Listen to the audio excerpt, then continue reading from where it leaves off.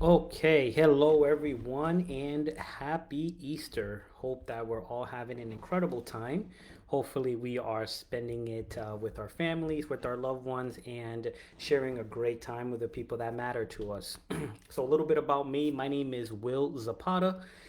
Basically, I've had the pleasure of being in the solar industry for just about over a decade, and I have a ton of information that I am looking forward to being able to share with everyone here. Now, I'm sure that a lot of us tend to have a lot of questions about solar. We are not sure who to go with, what solar is, how does it actually work. We look at so many things, we're bombarded with so much information.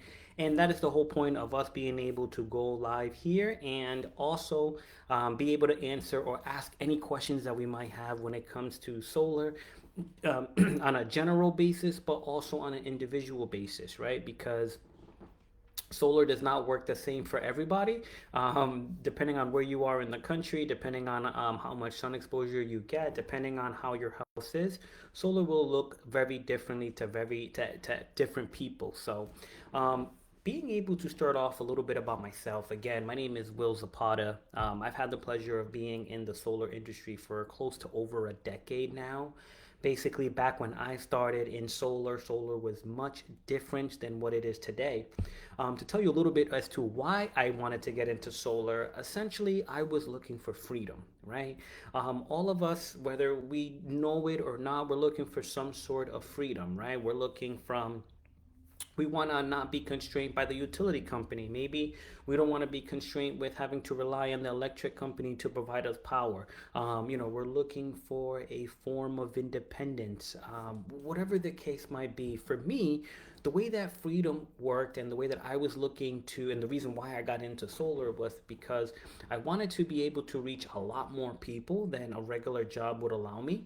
I also wanted to be able to work when I wanted to, for as long as I wanted to, and be able to be in control as to what is my income going to look like.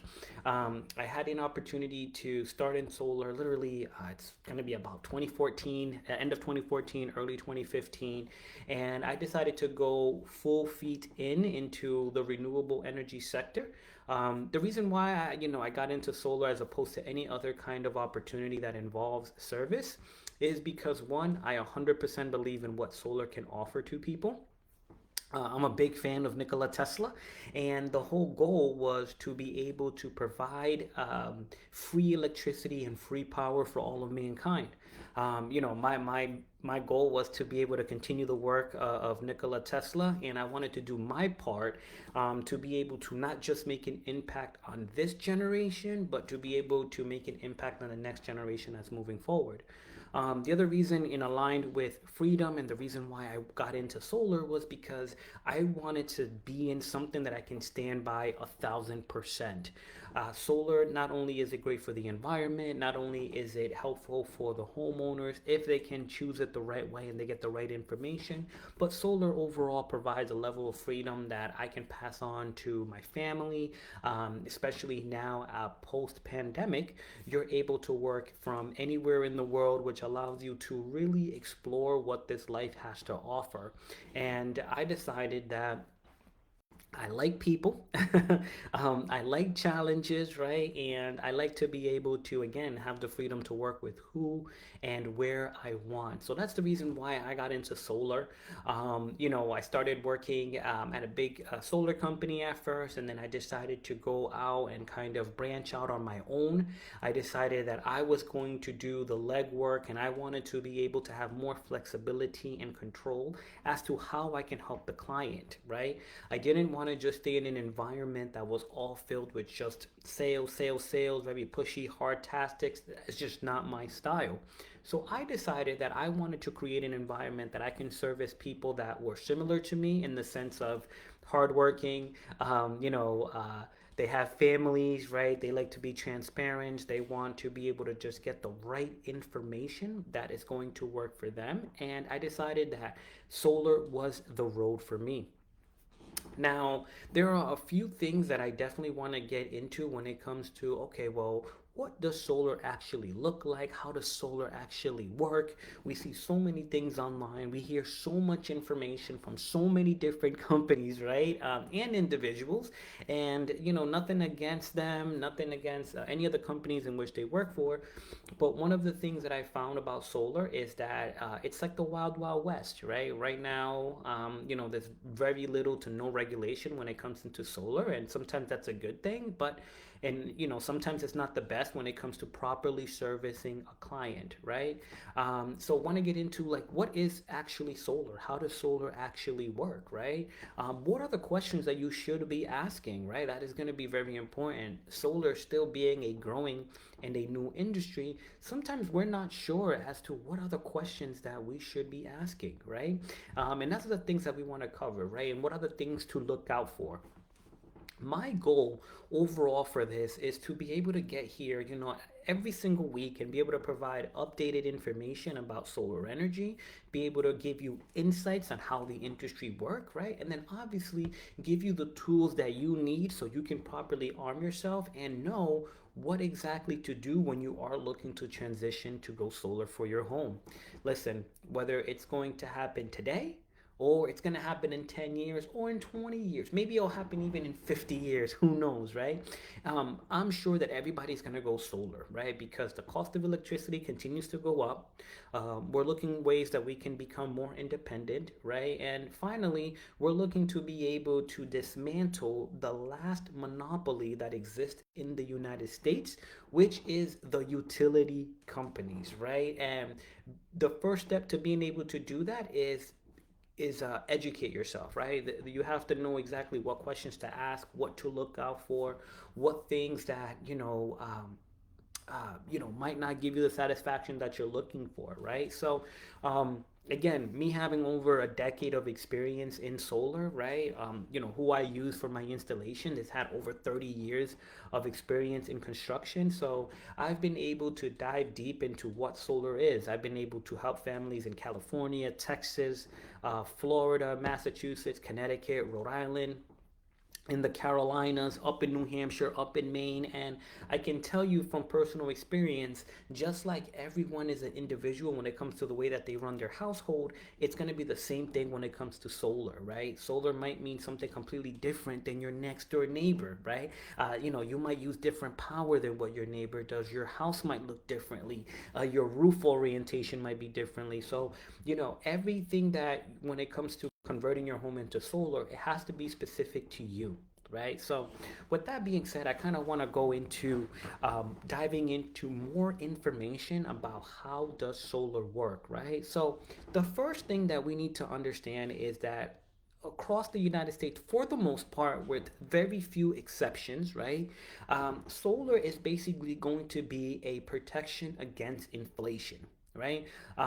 There are people that they were early adopters, so they went solar and they were able to take advantage of specific incentives in their area, right? I know Massachusetts has different incentives than, let's say, Connecticut, than, let's say, Rhode Island, then even, let's say, California and Texas, right? Again, every area is going to be unique. Not solar doesn't work the same across the country. It'll be great. I'm sure that it probably will get there one day, right? But just like everything, that the early adopters, the people that can educate themselves today, they're going to be the ones to benefit the most tomorrow, right? Solar is no different than, let's say real estate. If you get in early, you're going to be able to see more benefits. But it's never a bad time to go solar because, again, what solar allows you to do is to protect yourself against inflation. So now, let's just say, hey, you're a homeowner, you're looking to get into solar, maybe you've been seeing around Facebook, Instagram, you've been talking to your friends, and you're thinking about going solar, right? The first thing to understand, as I mentioned, is that solar is going to protect you against inflation. It's designed so that way you can buy the electricity or lock in your rates at today's prices. right? Again, depending on where you are, solar will look differently, but across the board, there is something called net metering.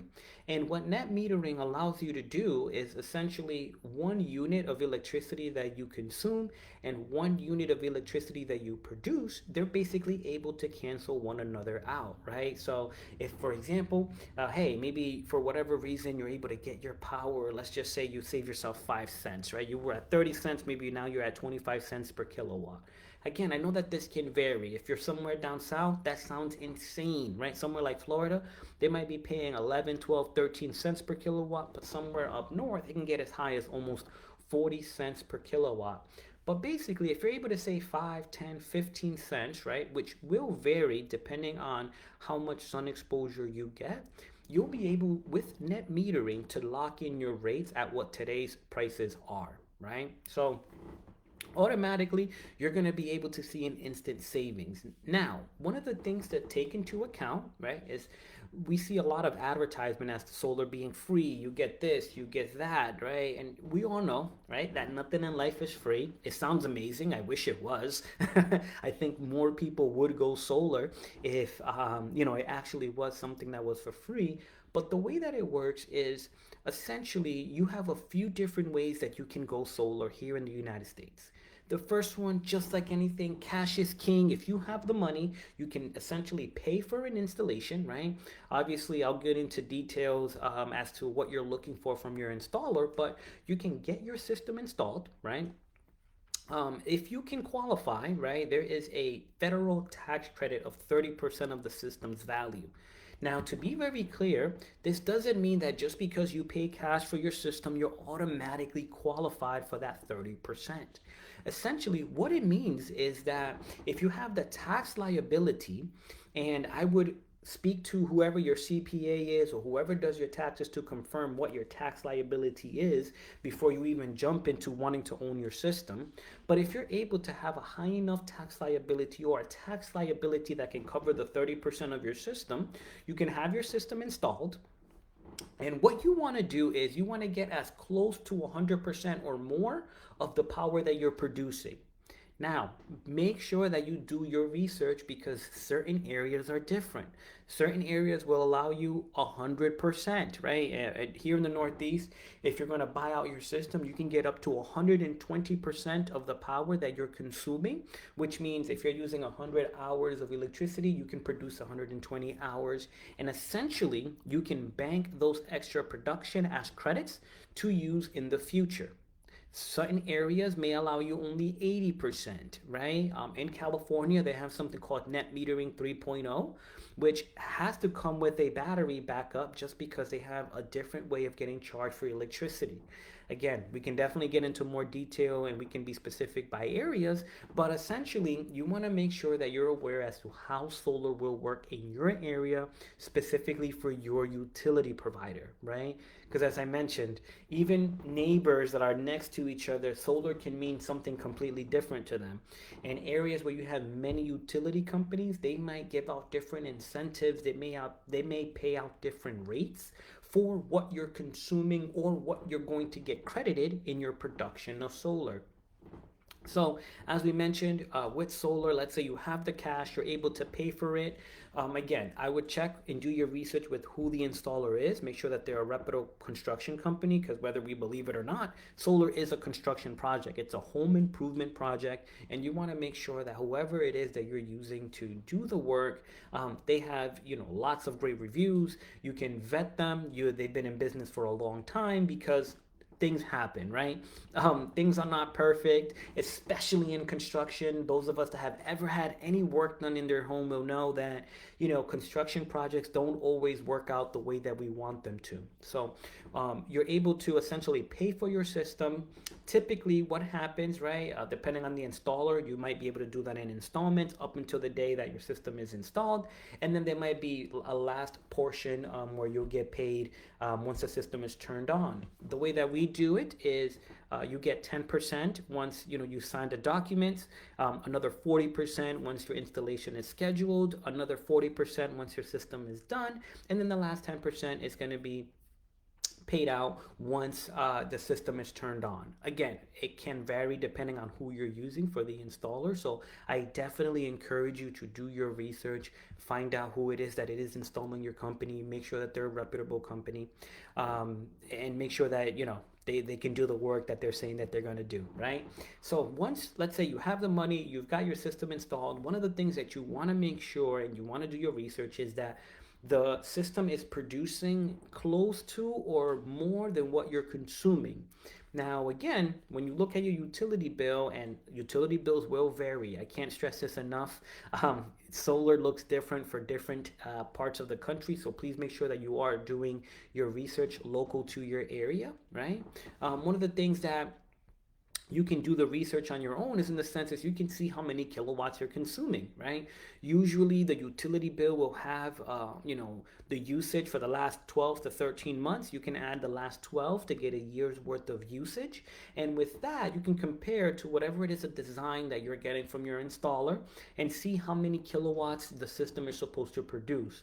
Now, you want to keep in mind that most installers will give you a guarantee of about 85% of the production, right? So if you're getting 100 hours, they're going to warranty about 85 hours of those 100.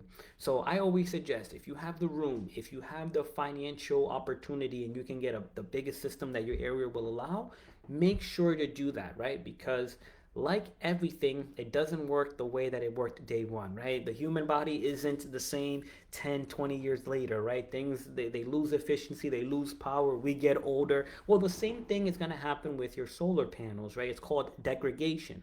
So you want to take that into account when it comes to, well, how much power is my system going to generate for me? Now, so let's say you did your research, you found your installer, right? Now you're able to compare and you're able to see, hey, okay, maybe my system is giving me all, if not most of the power that I'm consuming. For the lucky ones, maybe we're getting a little bit extra, right? You want to verify that. Typically, there's going to be a site survey that is going to be done for your home, right? What they're looking for is they're making sure the roof is in good condition. They're making sure that your electrical panel is up to date. A good way to tell, right? Your electrical panel, it usually has knobs. If it has knobs, it usually has to be updated. If you see that it doesn't have any more space for any breakers, that's an indicator that it will be updated. Most utility companies will ask that that gets updated so it can pass inspection before you get permission to turn on your system.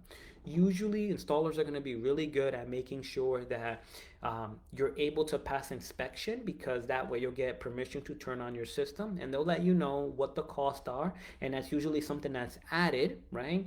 Like I said, nothing in life is free, right? So if anybody says, well, we're going to do it, it's going to be free, it's usually included in the total price, right? And usually I would ask for a breakdown of what the total cost of the system is, right?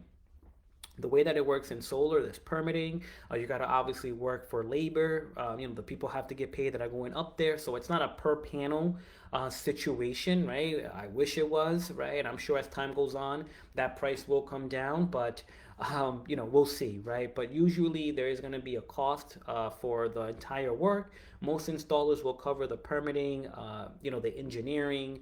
They'll cover all parts of it to make sure that your system can get installed. One of the things to look out for, as I mentioned, besides the electrical panel, is how good is your roof, right? Obviously, when you're doing your research on the installer, I would double and triple check what kind of warranty they have against roof penetration.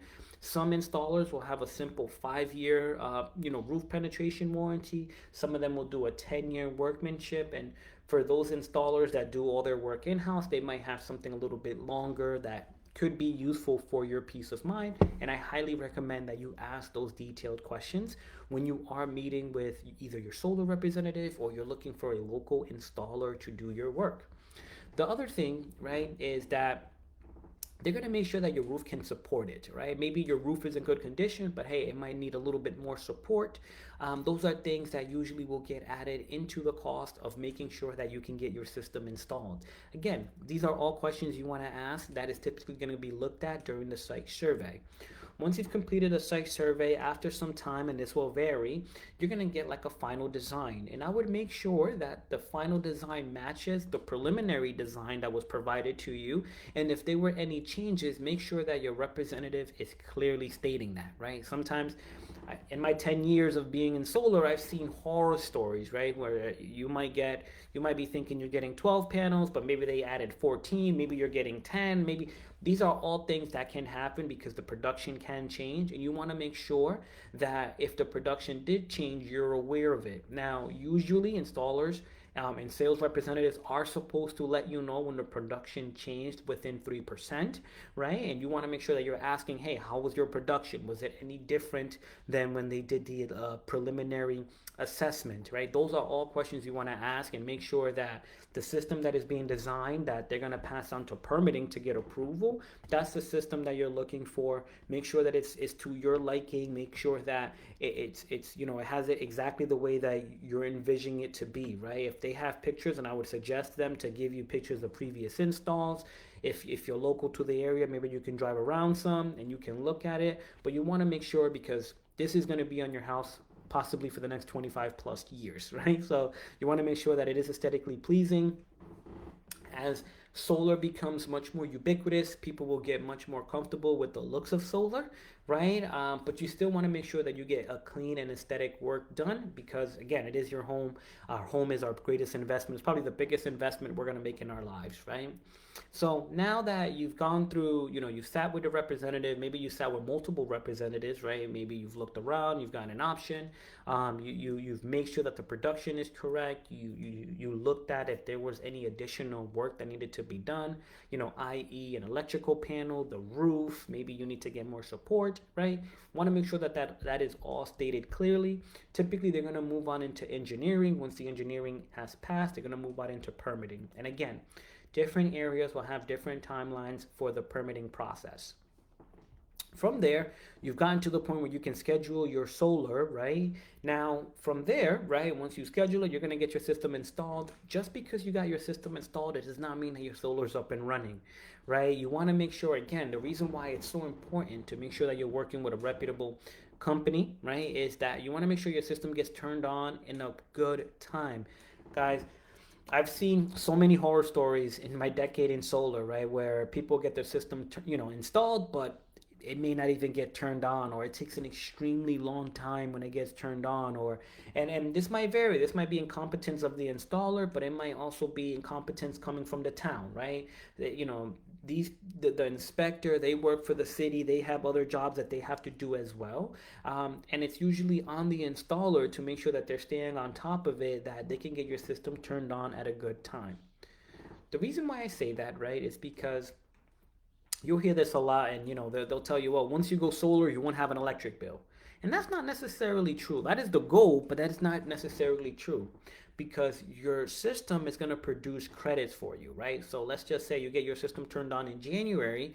If you're here in the Northeast, well, you're probably not going to get the most optimal production, right? That's the winter time, right? You might get 30% of the production that you usually might get. So you'll see that within that first 1 to 2 years, depending on when it gets installed, there might be certain months where you'll have a split bill, right? If you paid for your system outright cash, then you'll have basically a discount on what your utility bill is. But one of the options that you can do with solar is you can finance it, or you can do a third-party lease, or a PPA, which simply means a power purchase agreement. And in those cases where you either financed it or you're doing a lease option, you're going to have to pay a monthly amount for the system, right? And if your system is not producing everything that it needs, the difference is going to come from the utility company.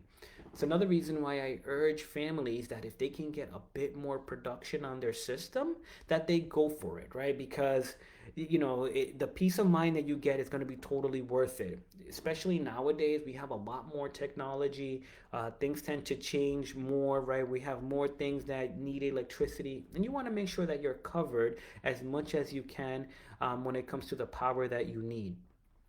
So, again, you can get installed, let's say you get installed during the summer months, depending on where you are in the country, then that means that you're going to start to get optimal production. Hopefully, you're able to overproduce electricity, which would allow you to get you some credits to get you through the winter. I usually like to let families know that solar has a cycle of 1 to 2 years, right? It needs time to one, build up the credits, right? That you can get the production. You need to kind of stabilize what your usage is going to be. Sometimes we use different power, different years. Sometimes we have a really cold winter. We need more power in the wintertime. Maybe we have a hot summer. We use the ACs more, right? Those are things that you have to take into account. Just because you have solar, and again, in certain parts of the country, you might be able to disconnect from the grid, but most of us are not experiencing that, right? And you can have a battery backup, and that's one of the assumptions we get from solar is that, well, I went solar, am I going to get a battery that automatically comes with it? And that's not always the case. Right now, batteries can be expensive in certain areas, right? And the battery is going to be used to power maybe some things, but you have to be able to produce enough extra electricity that you can actually recharge the battery, right? Because the way that net metering works is that, again, 1 unit of electricity is going to equal 1 unit of production. During the day, most of that power is being sent out to the grid, right? For them to use it for their benefit. And then at night, when you need it, they're going to give it back to you usually at equal value. Again, I can't stress this enough. Depending on where you are in the country, that can vary. I know in California it's very different. And California really tends to be the leader when it comes to renewable energy. So whatever they're doing, just understand eventually it's probably going to hit you too. It may not happen tomorrow, it may not happen for 10 years, but eventually it is going to happen across the country. And again, those of us that go solar earlier, they're going to receive more benefits from it, right? The earlier you do something, the more time you have to be able to reap its rewards. Now, once you've gone ahead and you've gotten your system installed, you know that it's producing, it's on. Usually, if you either bought the system or you financed it, you're gonna be able to have something that's gonna monitor the production. It's usually an application that's connected to the inverter. I would make sure to keep an eye on that, right? And that way you can see how your system is producing. If you did like a third party like option or PPA or a lease, usually the company that owns the system, they'll be able to monitor it for you. The good thing about having a lease, right, is that you'll be able to get some warranties. It's covered if there's any maintenance, right? Usually, if you finance or you buy the system, it's up to the installer to depend on what their warranties are, right? So we can definitely get into some differences when we have more time as to what's the difference between me owning my system, what's the difference between me financing, what's the difference between me leasing it, right? But essentially, again, it's going to work in different ways. If you bought the system outright, well, you don't have to make a monthly payment because you paid for your investment already. You're probably going to either get an offset or a complete elimination of your utility bill. Maybe not on all months, maybe not right away, but that is going to be the goal. And again, your situation is going to be different. So I would definitely recommend that you do your research and that you obviously are speaking to an accredited representative. If you finance your system, right, interest rates are a little bit higher, as I'm sure we can all see. That also gets passed on into solar. You're going to have a monthly installment, the 30% tax credit that the federal government provides. Even if you finance it, usually it's designed for you to put it back towards the loan. Whenever you finance the system, they're going to give you the monthly installments for the first 18 months as if you already have put that 30% in, right? They're expecting they're giving you the benefit of the doubt that once you apply for your taxes, whatever you didn't have to pay to Uncle Sam, you're going to use that money to put it back into your system. If you did a third party ownership or a PPA or lease, simply what that means is that the 30% is already discounted from the price. You don't have to worry about filing for your taxes because the company that owns the system, they'll be the ones to obtain that benefit already, and they will include it into the price, right? So now you got your system installed, it's up and running. What happens next, right? Usually, and one of the biggest problems that you find is that, well, you may not hear from the representative after your system is installed, right? You want to make sure that you're aware of the company and the installer that's doing your work. That way, if you do run into any issues, you'll have somebody that you can call, right? Again, it is a construction project. It doesn't mean that anything will happen, but it doesn't mean that your project is going to go perfect as well. Again, some areas will offer or will incentivize you to get battery backups. Other areas they won't. So those are questions that you want to ask, right? Solar doesn't automatically come with a battery backup. right? It usually, again, is going to be net metering, which means you're going to be having a power plant on your home. During the day, you send that power to the utility company, and then at night, when you need it, they will give it back to you at close to or equal value of what they're charging you for the power. Now, some of the common questions that we get for solar, right? I think we answered already. Is it free? No, nothing in life is free, right? It doesn't mean that, hey, because you have a home, because the government wants to incentivize this, that they're going to just come and install your system on your roof and you're not going to have to pay nothing for it. Whether you pay for the system outright, there's a cost to it. If you finance it, you're going to be making monthly installments. Hopefully, those monthly installments are either lower or of equal value of a utility company, but you get the benefit of locking in the rates at today's prices, right? Which means that for the future, you'll be able to protect yourself against inflation. Or the other option is you can do a rent to own, a third party ownership, a PPA, or at least it has many names, right? But basically, what it means is that you're agreeing to buy the power from your solar at a discounted rate. The solar is now your new utility company, which in today's day and age, that is the more favorable option. That seems to be the way that the industry is moving towards. Okay. The other question is, well, if I run out of power, will my solar work? And unless you have a battery backup, you will lose power too, right? Solar has a automatic kill switch, which means that once you lose power inside the house, it will automatically stop power from running, basically to protect anyone that has to go work on the lines, right? The last thing that we want is that your system is producing electricity, sending power to the grid. Someone goes and fixes it and they lose their life, right? We're not trying to have that happen. So we're making sure that the system has an automatic kill switch that will turn off if, let's say, grid power is lost, unless you have either a backup battery or a generator, right, where you've been able to have some store power, or you can turn on a generator. Typically, you will be out of power as well, right? The other question that we get a lot is, how does solar work? And we answered it a little bit, but to go more into it again, solar nowadays is a protection against inflation, which means that, the whole idea is that your investment is going to pay off more as time goes on. And remember, you want to make sure that you're doing your proper research, you're looking at your home, right? Things to take into account, which might seem obvious, but I can't express enough how many times people don't think about this, is how much sun exposure am I getting, right? And it's very different than like, well, yeah, if I walk out and I feel like I'm getting a sun exposure, I might think I have a lot of sun, but I've ran into families that think they get great sun exposure, but they have a ton of trees, right? That's going to impair you from being able to maximize the efficiency of the panels, right? The greater the sun exposure is, usually you want to look for a house that's southern exposure, has an azimuth of 180, right? That's going to be ideal. That is perfect. Second best is going to be east-west, right? Which means, during the day when the sun is rising, you get on one side of your home, and then when it sets, it comes on the other side, right? Depending on the kind of house that you have, that might be a much more favorable option for you, right? But the best way that you're going to get the greatest benefits from solar is by being able to maximize your production, okay? And then, the final question is, and this is the most important one, is like, okay, well, who are you going solar with, right? Because let me tell you guys, we know, especially here in America, that we get what we paid for, right? And sometimes the cheaper option is not always the best option.